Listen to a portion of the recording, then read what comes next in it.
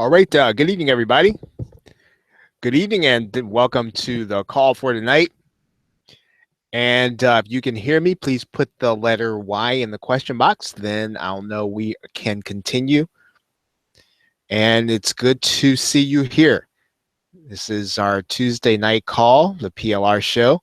And we are going to be talking about PLR and things that you can do with it, resale rights content, ways that you can leverage it in your business that you are either doing already or that you can do to go along with things that you're doing right now. So we want you to take this call and to make it useful by implementation. So we're happy to do this call on Tuesday night. And in case you didn't know, we do a weekend call also. We do that call kind of as a Q&A more than anything. And what we try to do is just answer any questions that are out there. And they don't have to be limited on Saturday or Sunday to be PLR. I mean, we do it on just about everything. And so again, if you have questions that are general, you want to go ahead and make sure that you're going to be there on Saturday.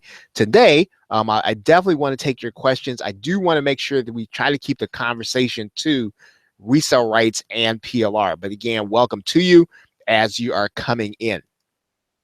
Okay, and I am going to kind of get my my slide presentation ready.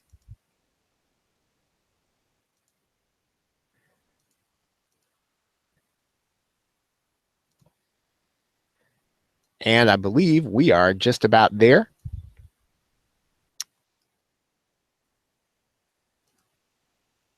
All right. Thank you, Norm, Dr. Faye, David, and Vern. Thank you for letting me know that you can hear me. We are going to go ahead and get started. Once again, as always, if you have questions, I want you to go ahead and write them there in the box. That will help me to make sure that I am relevant and that I'm covering the things that are really going to be helpful to you. Now, one thing that I will mention right here at the outset of the call, I want you to go to the plrshow.com/collaboration. It's going to be our new site and new home base for those of you who want to collaborate. If you're looking for opportunities to get together with other marketers and either work on things with them or JV or partner up, we want to create a place for that to happen, and that's really where the site's going to be. So once again, head over to, and I'm going to give you the address right now in the box. It is the plrshow.com/collaboration, right? And there's a sign up link there.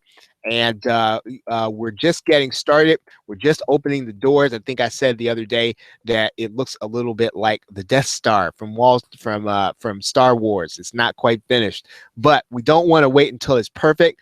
I want to go ahead and start some conversations this week to get people to work together. I honestly believe that for a lot of folks, a lot of us, often our missing piece lies within someone else.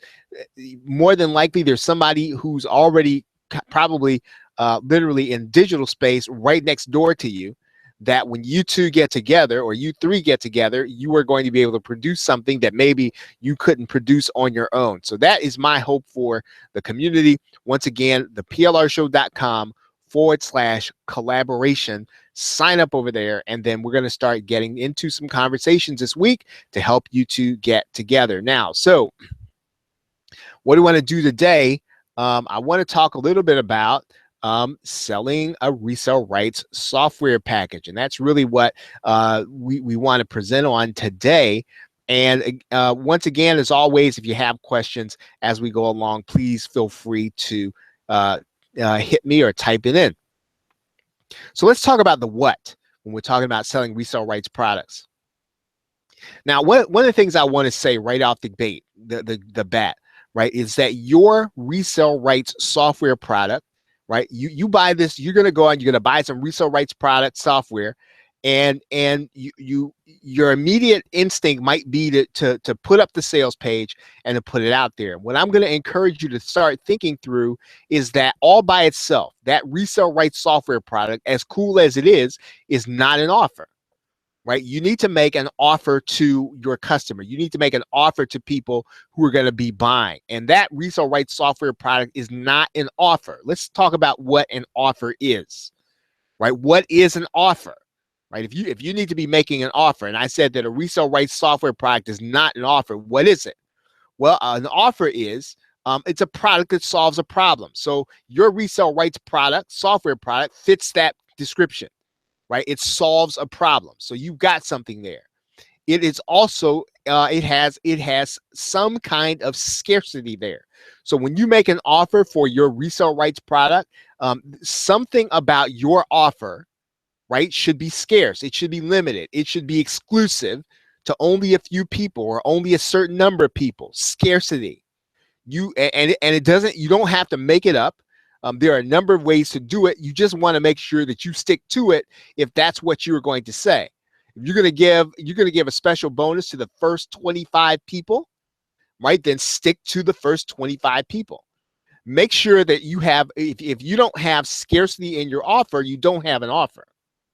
Right? You want to have some sense of urgency. Scarcity and urgency work hand in hand, right? So you want to have some urgency. In other words, I should not be able to come and get your best offer anytime I want to, if it's your best offer. So your best offer, I need to get it when you say I can get it, right? Not when I want to get it. So if I can come back to you anytime and get your very best offer, there's no urgency. There's no sense that I need to get it now. You need to make sure that when you make an offer to your customer, and I don't care if it's on your sales page or if it's in person, you need to have some sense that it is urgent. Okay, you need to include a bonus. Now, why do I say that? There should be a reward for me buying a resale rights software product from you. But you might say, now, I'm not an affiliate though. Why should I be giving bonuses? You should absolutely give a bonus for a resale rights software product because more than likely I can get that product from elsewhere. But what makes me want to get it from you should be something that you do that acknowledges that I'm a special customer of yours, right? A bonus says to me that I'm your special customer. You're going to offer me a bonus, and you're going to show your appreciation for me buying from you by giving me a bonus, right? You're going to give me some incentive to act now. Bonuses, scarcity, and urgency work together. Differentiation. So you have the right within a resale rights software product to offer some kind of differentiation. Maybe you're going to offer some kind of special training. Maybe you're going to offer some kind of way that they're going to get something that's going to make what they're getting different. What am I talking about? You can offer some additional training, right? So in other words, yes, I bought this resale rights software product. I could have gotten it from someplace else, but the reason I got it from Norm is because he gave me some kind of special training, right? That's a point of differentiation. So you want to have something in your offer that makes it different. Case studies and interviews. In other words, you went the extra mile. So not only am I buying software from you, you're going to give me the opportunity to make it real by giving me case studies and interviews. So you have done your part by making an offer when you offer some kind of differentiation. It doesn't have to be all of these things, but these are some examples of some of the things that allow you to differentiate. Right now, you can offer coaching. I would say when you offer coaching, be careful with that. You want to make sure you value your time. And so if the product's a high dollar value, then maybe you can offer a 15-minute coaching session or a limited time coaching session in an effort to get people into your coaching program, right? So you can open it as a doorway into your coaching program. You can give away that little bit of coaching, in other words, so that you can give people a taste of what they're going to get if they coach with you otherwise. Is everybody with me so far on the what of selling your resale rights software product? Okay, so if you understand me with the what, please put the number 1 in the question box. You're with me so far, right? We're just talking about reselling a resale rights software product. We're talking about the what right now. So if you understand what I just said, please put the number 1 in the question box. If you have any questions, go ahead and write them in. Okay, very good. Thank you, David. Okay, now, what about the who? So what do we mean by the who? Who are we buying? Who's going to be buying the software product? Who is the marketplace, right? So who are you selling the software product to? There's some software that you might either have made or that you can buy on the market that's going to be for people who are losing weight. You can buy software for people to be more time efficient. You can buy software to help people to manage their day. You can buy software to help people to manage their kids.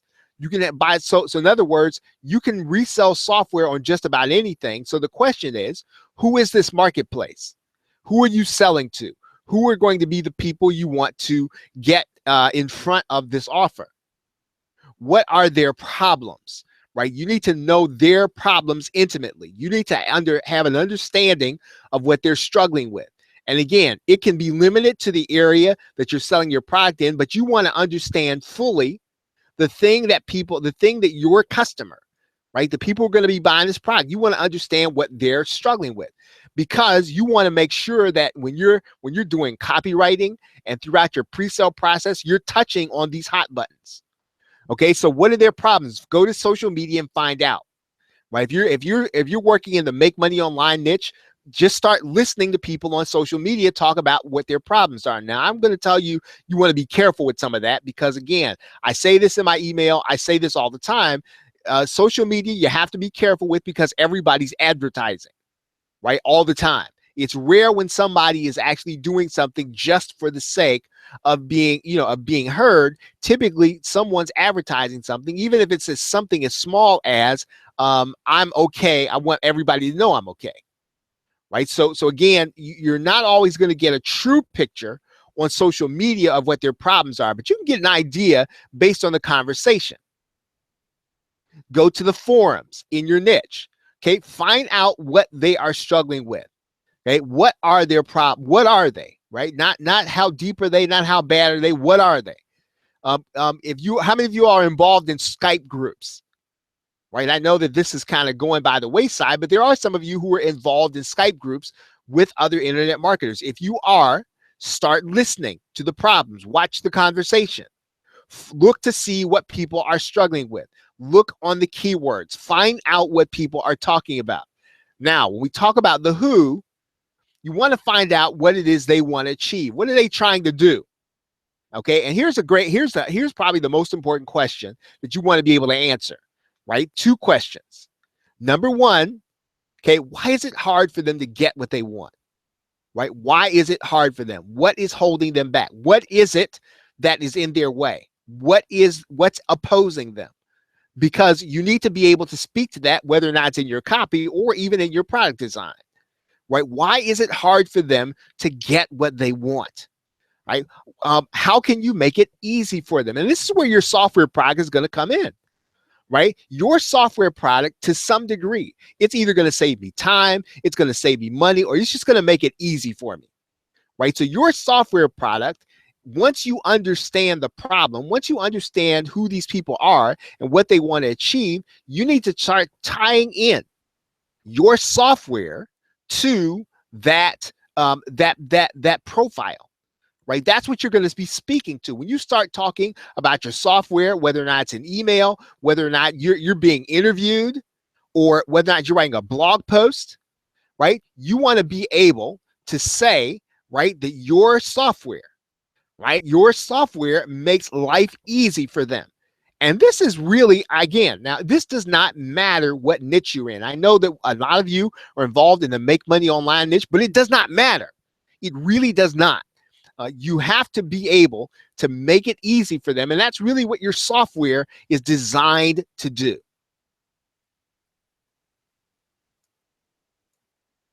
Now, where?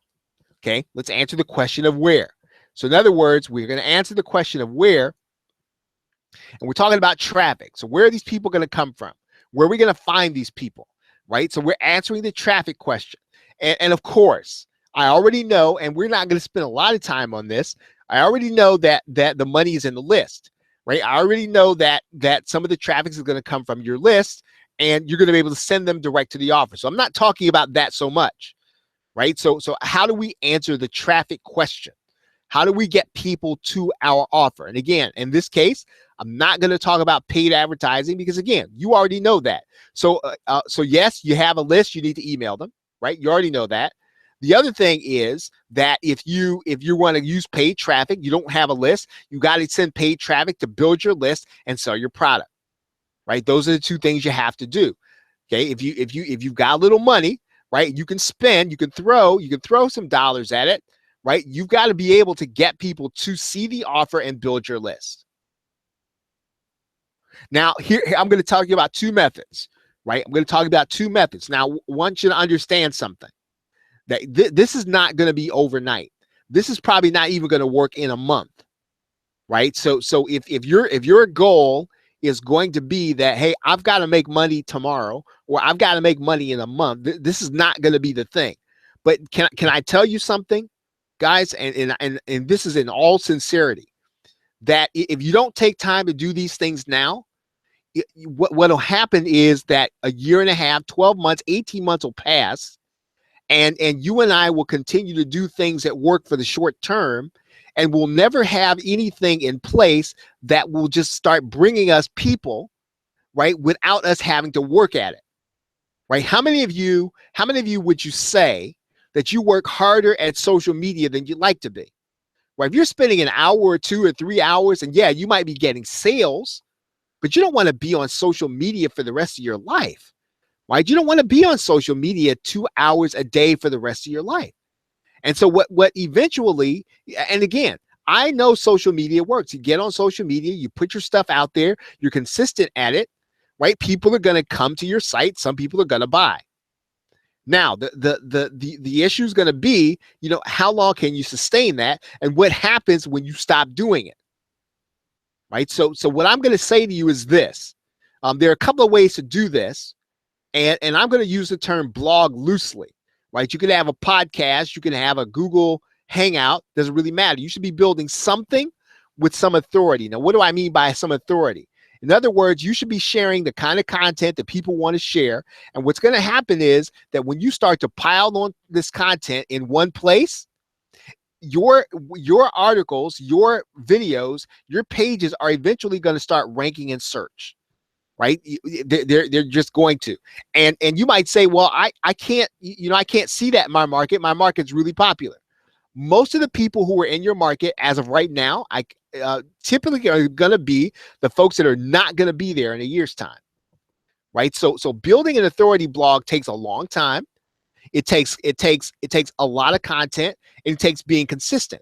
But when you have an authority blog, here's the point. Here's the thing. There is a tipping point to an authority blog. There is a tipping point. And what the tipping point is that when you build this authority blog, what happens is that you start posting an article, it starts ranking immediately. And it ranks immediately because the blog has authority, not because you did all the fancy stuff with keywords, right? So it happens eventually. Now, nobody knows how this happens, right? Most of the folks who are online, right? Sometimes you and I included, most of the folks online are so busy going for what is short term, they don't have time to build an authority site. And this is what I'm going to say to you is that if you don't do it now, and you don't start it now, a little bit at a time, a year and a half or 2 years or now, right? You and I could still be chasing the same deals, chasing the same money on social media, right? So when I talk about where you get the traffic from, an authority blog is exactly how people are doing it, except it just takes time to do. Okay, I'm going to give you an example of where it happens, right? bestbonusblog.com. They've been building that blog for years, and it gets a lot of traffic. You might have even been on the site. And so the point is whether or not, it's a great blog. It may or may not be. But the fact of the matter is that the content keeps going there over time. And so now when an article is posted, it ranks. And you can do the same thing in your niche. Even if your niche is the internet marketing niche, I don't really care. There are so few authority blogs that this is possible. And there's so many people who are trying to game the system that if you just continue to post great content, share it on social media, eventually you'll win the game, right? It may not be tomorrow. It's not going to be in a month. It may be a while. But again, if you don't do this, Where are you going to be in a month? Where are you going to be in 1 year's time? That's the question.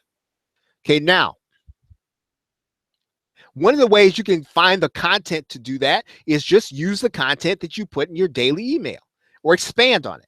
So you don't have to create new content all the time. You should be writing an email every day anyway. Just take the content of that email and put it on your authority site, right? Every day, every single day. And I'm going to suggest that you don't work with 10 blogs or 2 blogs or 10 blogs or 15 or all that stuff. Now, again, I mean, depend on what your business model is. I'm not saying don't, if your business model depends on you having multiple sites and multiple blogs because you're doing e-commerce or you're doing AdSense. I mean, that's a different thing. But I'm talking about if you're selling to people straight up and you're marketing people straight up and you're building a brand, just work with one blog and build it up as an authority site. Right now, you can also build authority, and this is a second model. You can do an interview style blog. What do I mean by that? What's an interview style blog? What are you doing? With an interview style blog, what you're doing is you're getting the authority of other people and you're interviewing them on the problems that people are having. You're allowing them to help you to create content by interviewing them and helping people to solve the problems that you already know about when you did your research.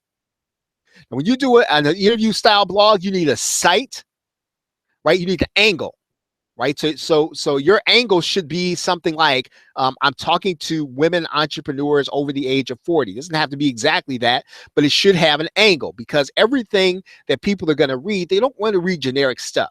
They sort of want to know that you're speaking to them. And so you want to find an area, right, inside of your niche where people have a certain slant and you can be profitable in determining that niche. And then you need a selling angle. Right, you need a selling angle. What's your selling angle? The selling angle is going to be based on answering some of the questions you did. So you got an angle to your site. The people that are coming there, they're going to be a certain age, certain demographic. They do certain things. And you're going to have a selling angle. Your selling angle is going to be right based on your scarcity, your urgency, and pretty much your headline. Right, when you write your headline, that is your selling language. Right, what's your selling angle? Well, if their problem is that let's say they need extra money, right? They need extra money because you're talking to people who are about 30 or 40, and they've got a lot of things that they need to do, right, for kids and otherwise. So you want to take your selling angle to the problems they're having. Right now, all whether you choose to use an authority style blog, whether or not you choose to do an interview style blog, it really doesn't matter, right? Here's the deal about social media. Social media is going to be easier for you when you have good stuff to share and give away first, right? So again, I love social media to some degree, and some degree I don't. But here's what I do know: that if you're gonna get on Facebook Live, that's fantastic. But if you're going to be on Facebook Live, have something to say, have something to give away, have something interesting to talk about. And so this is really what an authority site really is. It's the stuff that people are actually interested in. So that's the where. So you might be at, so where's the traffic come from? It comes from building authority in the marketplace. It can come from search. It can come from social media. It can even come from paid traffic. But one of the best things you can do is to build a destination, an authority site, an interview blog where people want to come there because they know what it is they're getting there. Right? How? Okay, I should have had that scrolling, but never mind. Okay, so how's this going to happen? Okay, so how are you going to make the sale? You start getting these people. So you're not going to send them to the sales page from your blog article.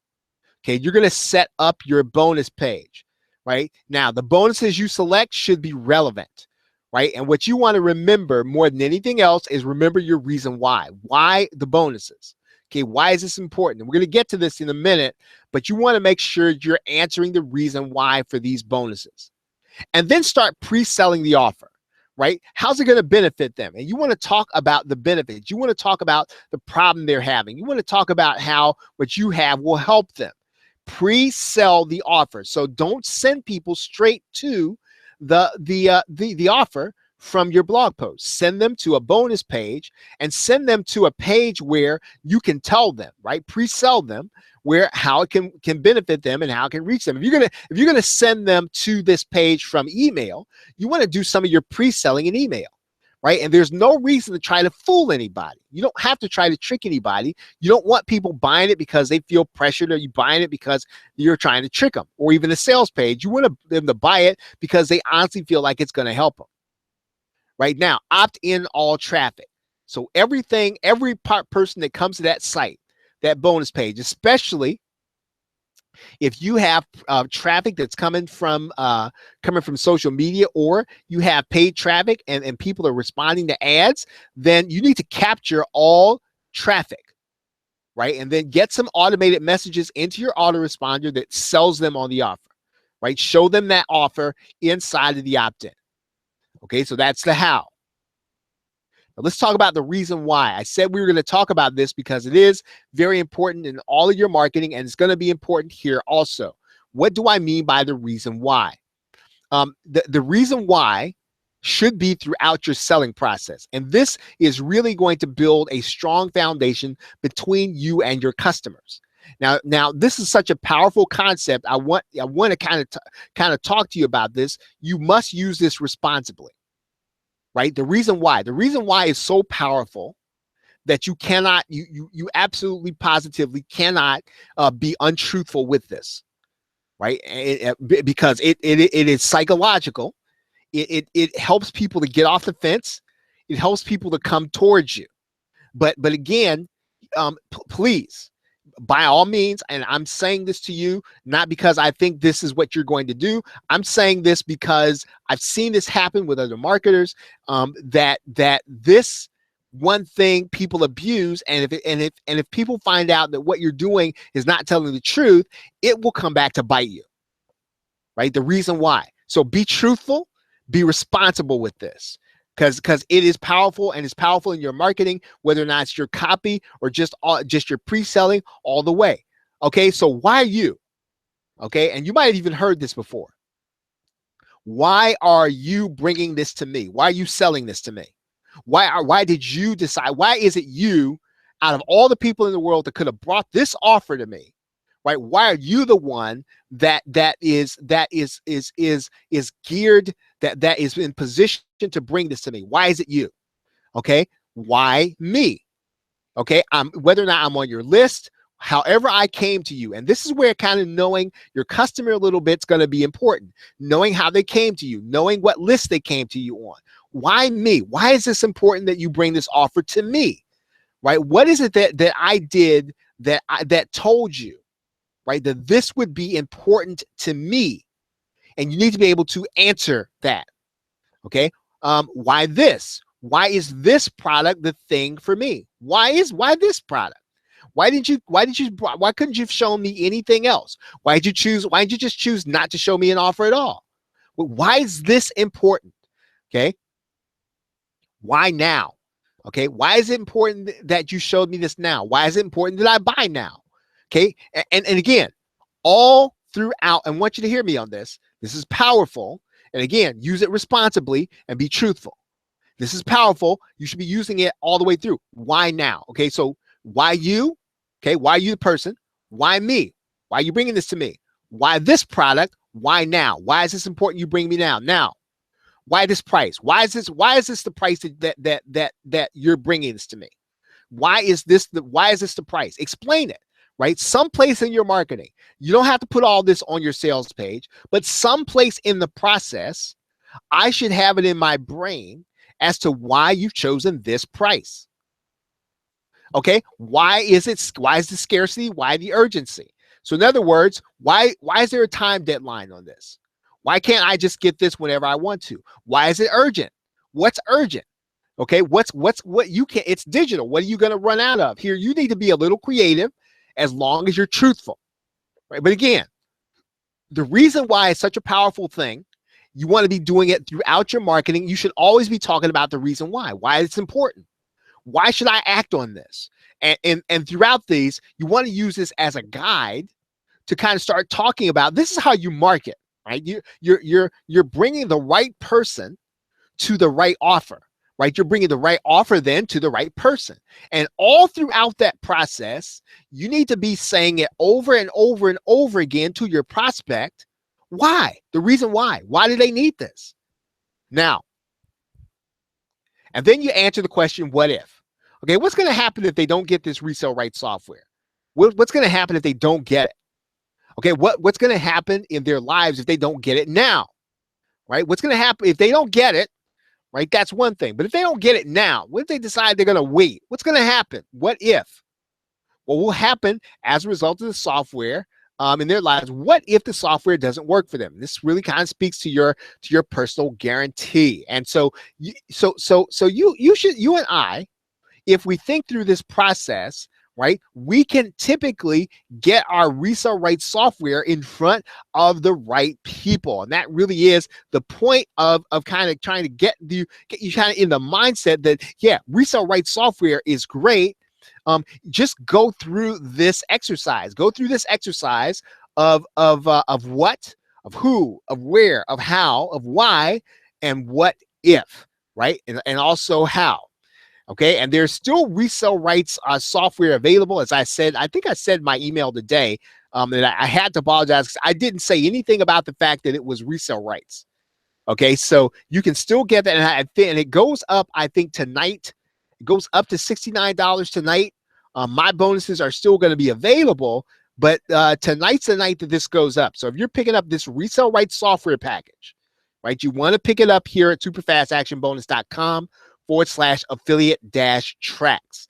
Okay, you should pick it up there tonight. So, and again, I actually like this because it's software and training, right, more than anything else. So they're giving you software, they're giving you the instructions on how to use it, and then they're giving you training on how to make money with it. So superfastactionbonus.com/affiliate-tracks. Okay, so any questions so far? Okay, any questions? Okay, any questions on what I talked about tonight? Any questions on something that you heard tonight that maybe you need to kind of think through? I'm happy to take your question. Okay, any questions?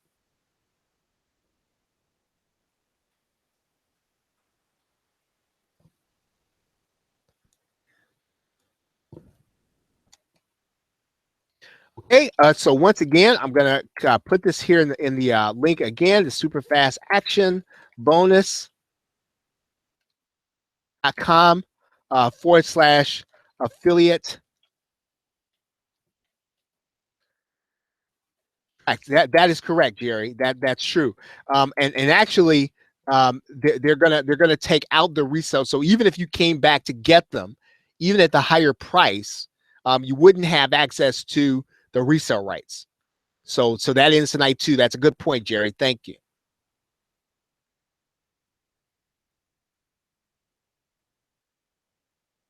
I'm happy. Oh, great, Dr. Faye. I'm glad it did. All right. Any questions?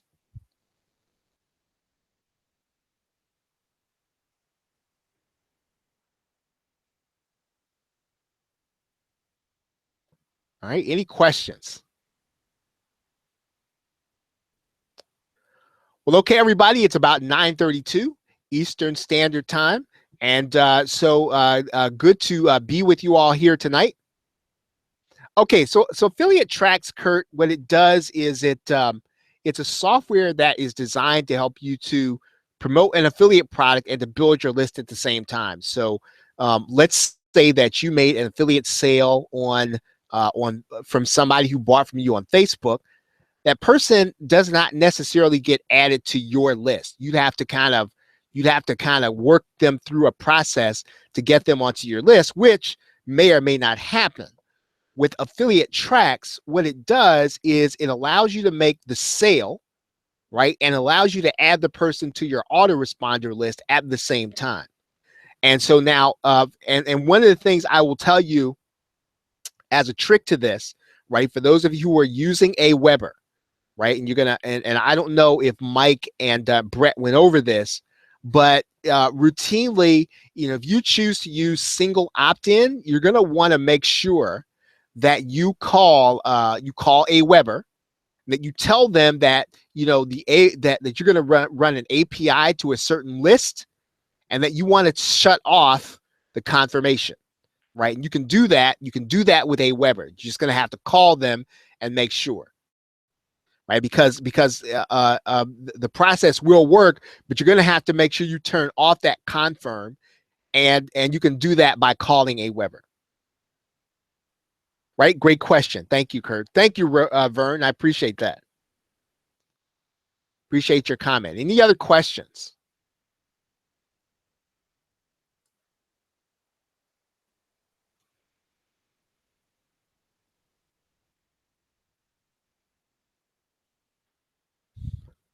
Yeah, it's a pretty cool piece of software. Right. I did a review at that site, so you can take a look at it from the inside there. Right. Pretty easy to use. And what you do is you just kind of put your information in there for JVZoo, and then whenever you make a sale, that person gets added to your list. But again, once again, you got to make sure that when you go to Aweber and turn off the API. Otherwise, you're going to end up sending the confirmation. They're not going to get added to your list. And again, I'm not sure if Brett and Mike covered that, but I just want to make sure that you folks know that. All right. Any other questions?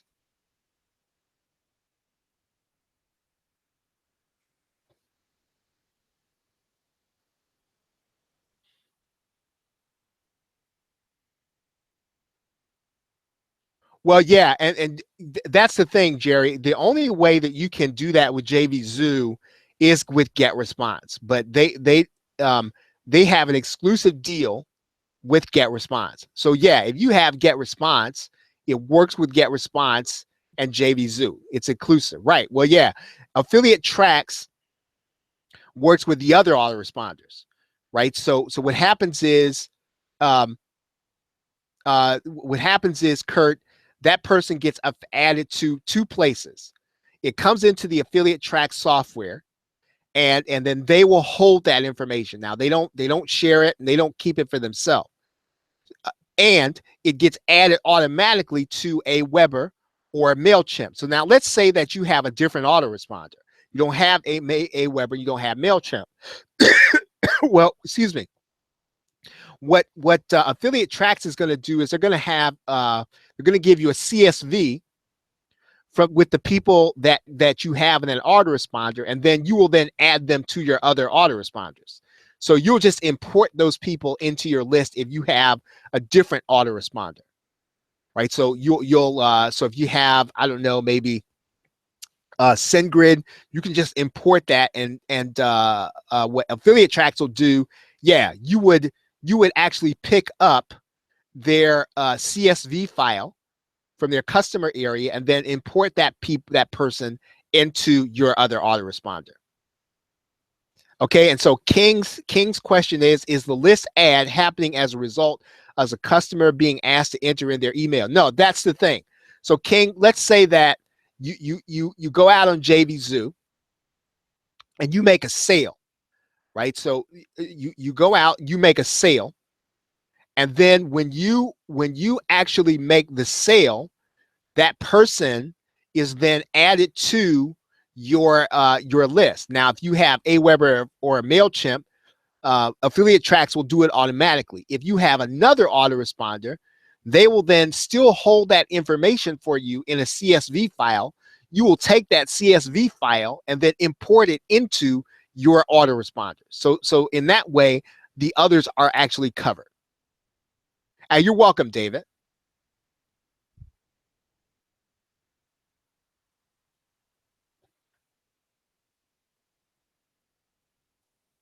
Okay, so I will put the URL here once again: super fast action bonus.com/affiliate tracks. Okay, any other questions?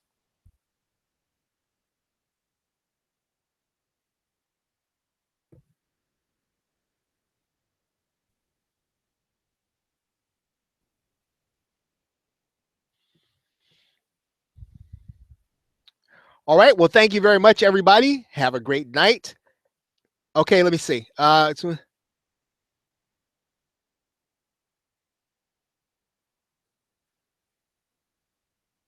Right, King. The answer to your question is yes. It is the only platform that works with affiliate tracks at this point. I don't know if they have plans to add other ones, but currently that is the only platform it works with. Yes. And yeah, and assuming that the autoresponder allows you to import the information, SendReach generally does not allow this. Yeah, I think there's even a workaround for that too. I'm not very familiar with SendReach per se. You're welcome, Dana. Thank you. I appreciate it. Yeah, that could be true with SendReach. I'm not totally familiar with them, but I think that, but even with them, there's a workaround. As long as you have the information in CSV and they are a customer of yours, you can actually add them to an autoresponder. And it's like everything else. You can actually add them to an autoresponder that you have that's free. You could add them to just MailChimp, because MailChimp, I mean, even if you just ran MailChimp for the first 2,000 subscribers is free, right? So there are ways to kind of ways around everything. So, all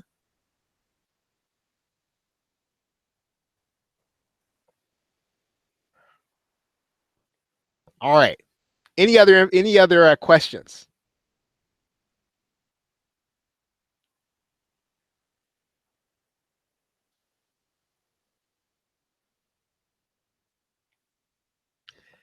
King, do I have a sales technique course that covers the information that I shared tonight? Yeah, I've actually got that. It was supposed to come out last Friday. It's actually coming out. I'm hoping this Friday. It's going to be a resale rights course, but it's going to cover some of what I talked about here tonight. Most of what I talked about, as a matter of fact. So it's not going to be about necessarily just about resale rights, but it's going to be a lot of the same principles. And yeah, it's coming out Friday, God willing, or Saturday. um, it was supposed to come out Friday. So I'm what happened was I'd finished it. I went back and expanded a little bit. Added some videos. I did some more videos and added some more last night. And so I'm kind of putting the finishing touches on it. Yep, thank you. Yeah, so it is. I definitely do, and definitely will be coming out with that. And I haven't really sure. I'm not really sure what I'm going to call it yet. But the next product that you see coming out, it will be that one. Yep. Thanks for asking.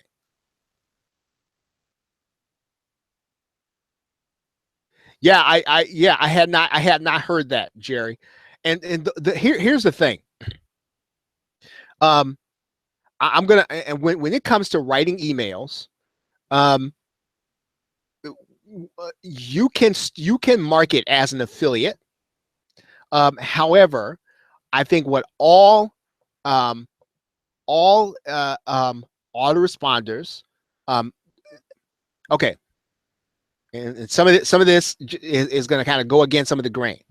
Number one, um, I don't know, right, and I've toyed around with this. I don't know how it's viewed to mail more than once a day, right? I don't know that. Certainly, when you start getting it to 3 times a day, that tends to be a little troublesome, right? That's one thing, and that is the standard practice of affiliate marketing. I don't do a lot of it, so I that could be true. I never had a problem with Mailchimp, but I didn't do a lot with Mailchimp, to be honest. But I don't know that if you are not doing the 2 or 3 times a day, that you're going to run into those problems. And typically, some of the folks who are getting kicked off of Mailchimp, right, are running into the 2 or 3 times a day.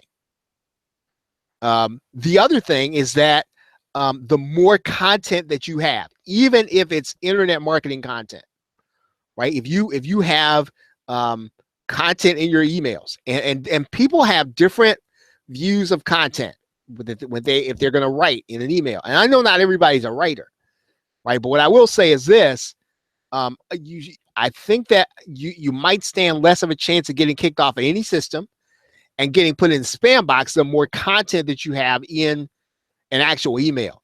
Now, again, content's it's a subjective word. right? I understand that. And everybody has a different definition of what content is.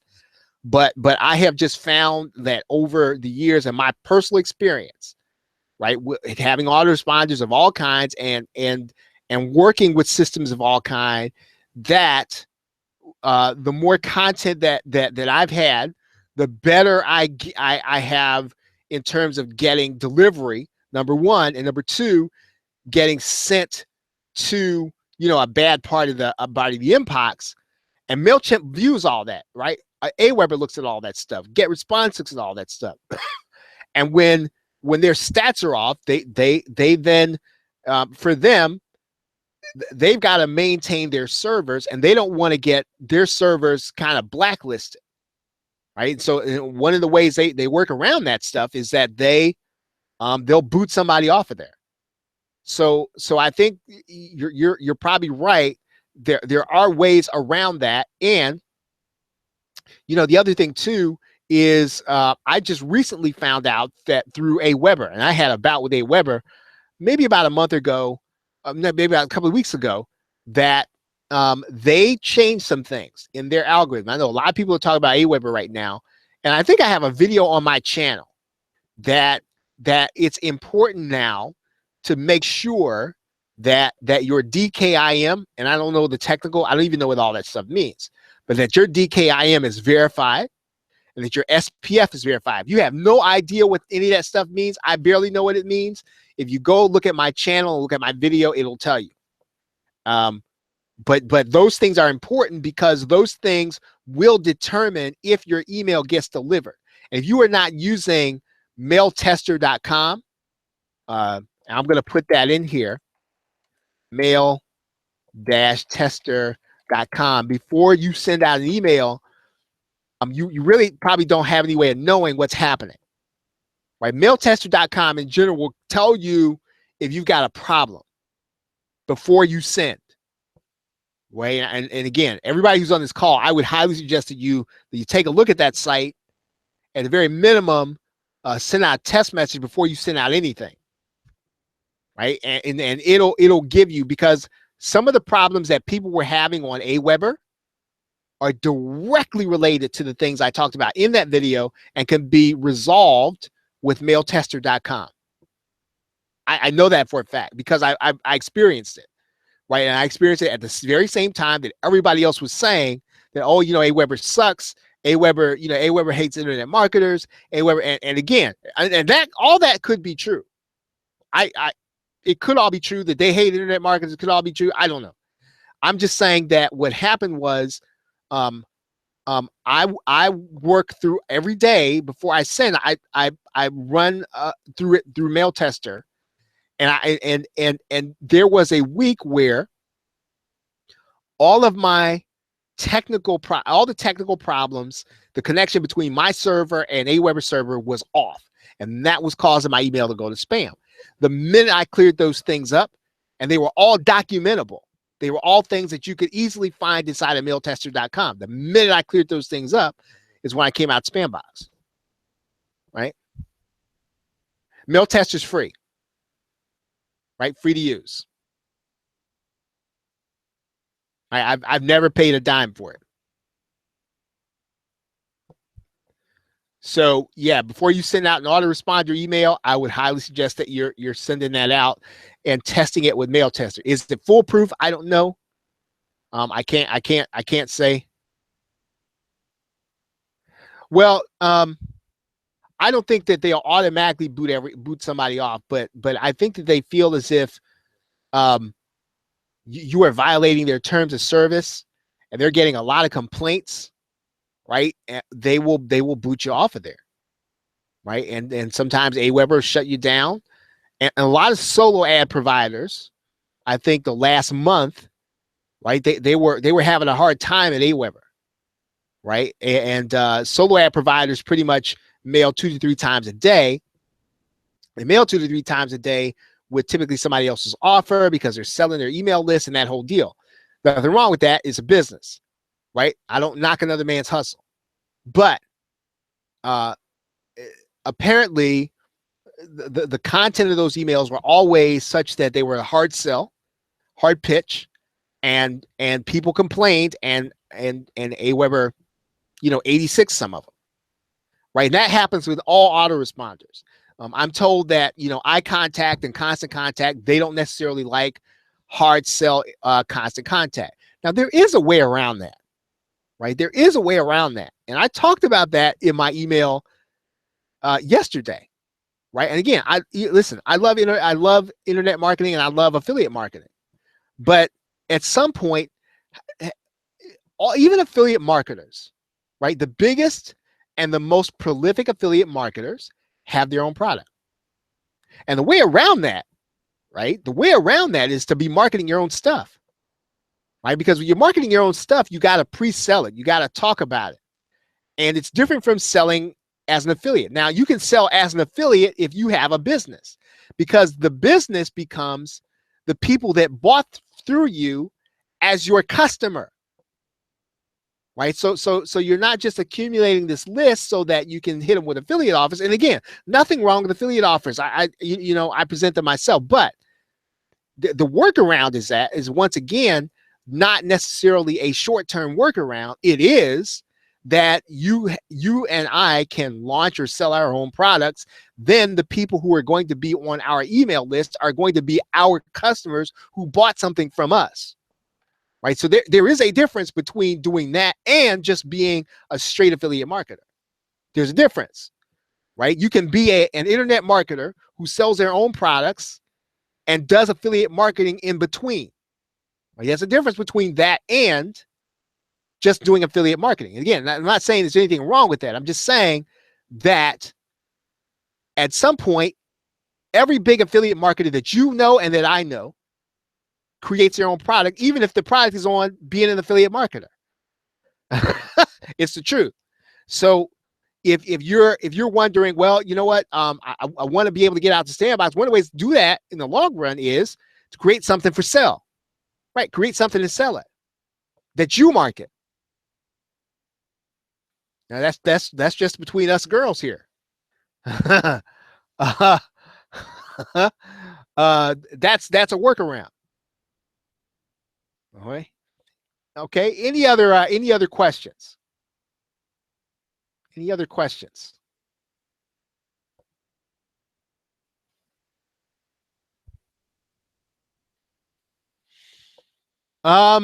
Is it better to do a longer message than a short one? I don't know the answer to that exactly, Kurt. There are a couple ways to look at this. Number one is you have to run your business not to stay out of the spam box. Now, it should be your goal to be yourself and to communicate with your customers every day, right? Communicate with your prospects, communicate with your customers. That's the goal. And of course you're going to be marketing things. Now, your email is your point of communication. And so sometimes if your email is just too short, it's gonna make the spam folder. And what I will tell you is this: there are some affiliate marketers who are playing a different game, and you cannot pattern your business after some of the affiliate marketers, even who sell to you and I, because their business model is to get as many leads into the top of the funnel as they can. They'll buy lists from any place and every place, typically, and sometimes you and I are on those lists. They'll buy those lists. They'll get those lists any kind of way, by any means necessary, and they don't mind churning through a lot of folks and have a lot of folks unsubscribe. That's fine with them, and so they're not necessarily trying to establish a relationship. They're just taking the JV swipe, and then they're putting it in their email, and they're sending that email out. Now,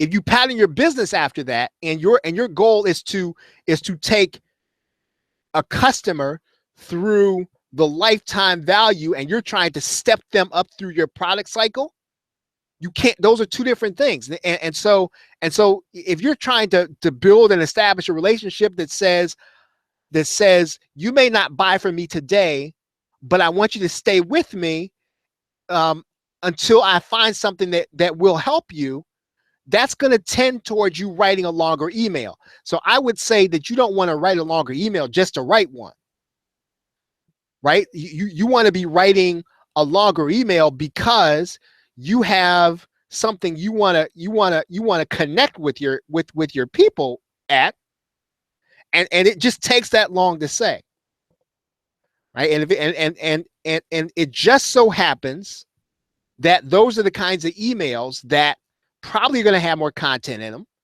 that are probably going to not necessarily be in the spam folder. Because here's what's going to happen too. Couple of I think maybe 6 months back, Google changed their algorithm, right? And so what was happening was the mailbox started reading the content of these emails.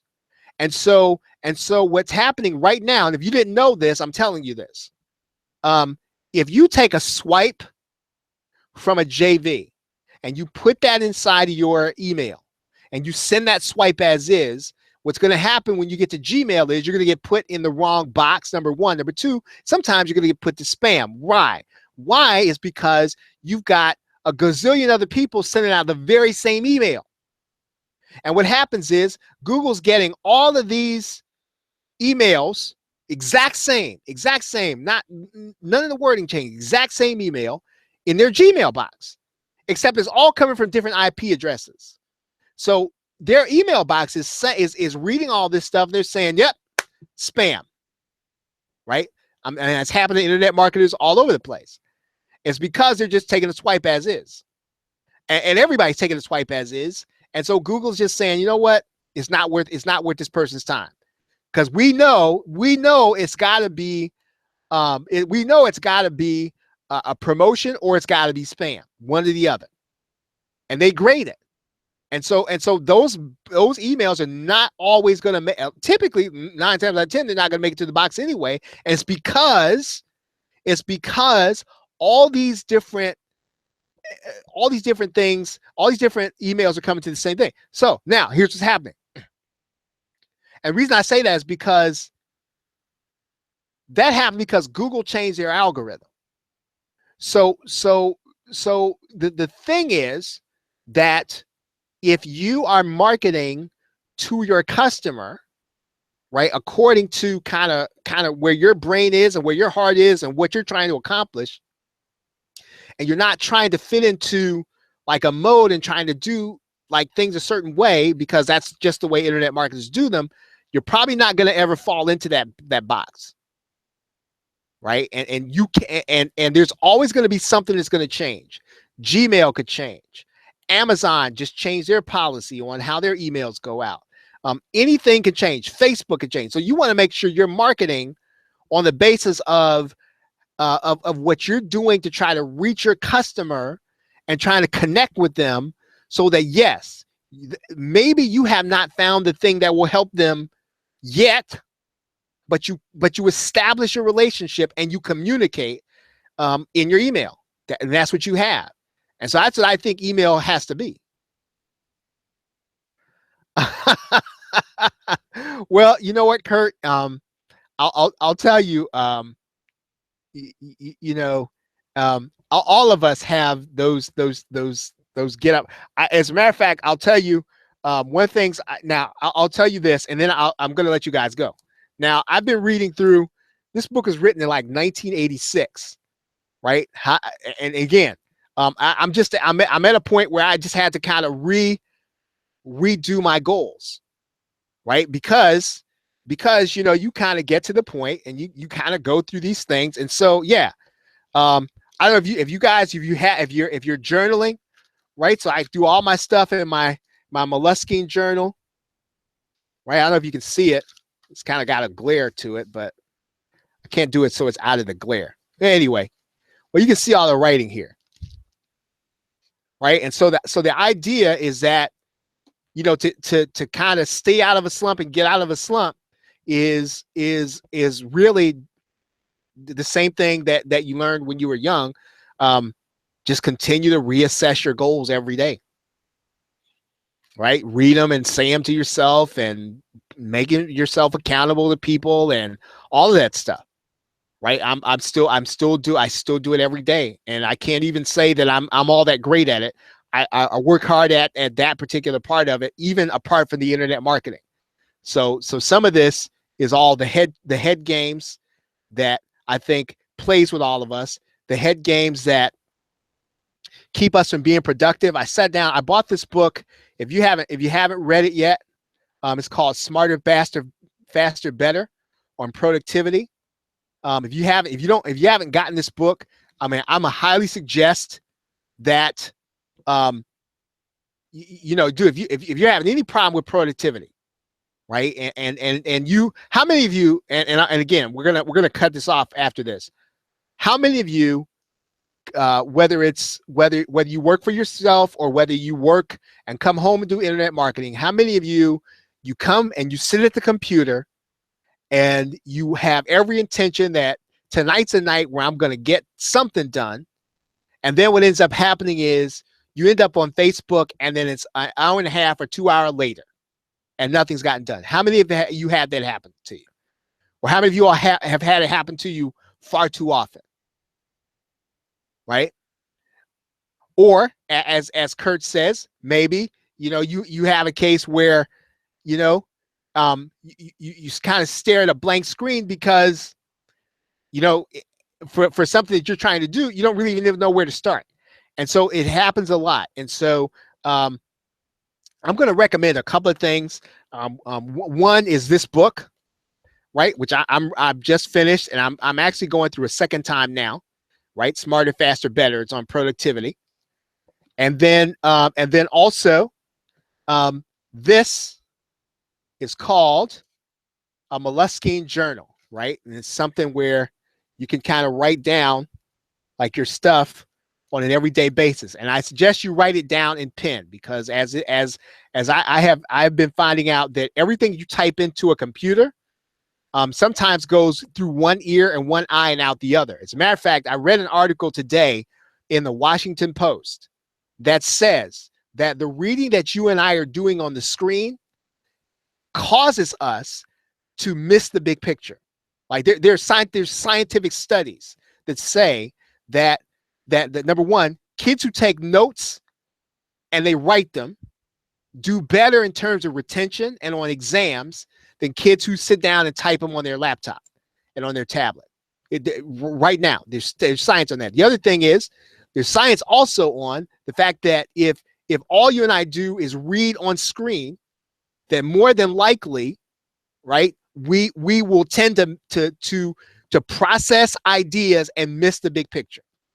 There's science on this. And so again, if you don't have a journal, it doesn't have to be like this Moleskine journal, just something that you're kind of writing in, because your brain is processing differently, and you will be able to think through stuff in a different way. And sometimes it is the difference between moving forward on something and not moving forward on something. This is something that I just started at the end of last year into this year, and it is life changing and business changing. Right. So for what it's worth. Any other questions?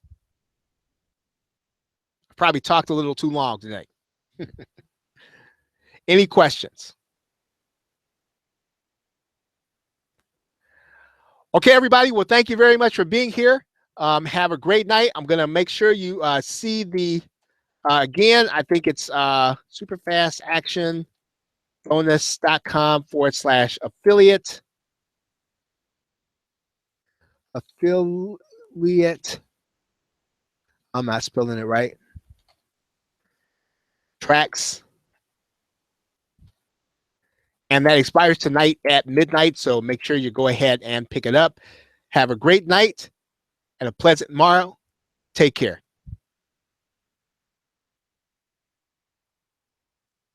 No, Kurt. No. I didn't mean that in a bad way. No. Please don't think I'm not sorry for talking. I don't want to keep you all too long. No, Sue, I didn't just start. I just I've been going for about an hour, Sue Porter. It's good to see you though.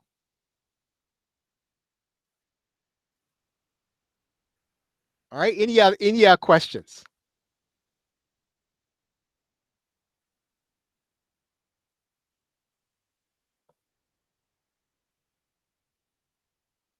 Oh, no worries. There's a replay, Sue. There's a replay. Okay, everybody. Thank you very much for being here. Have a great night and a pleasant tomorrow. Take care.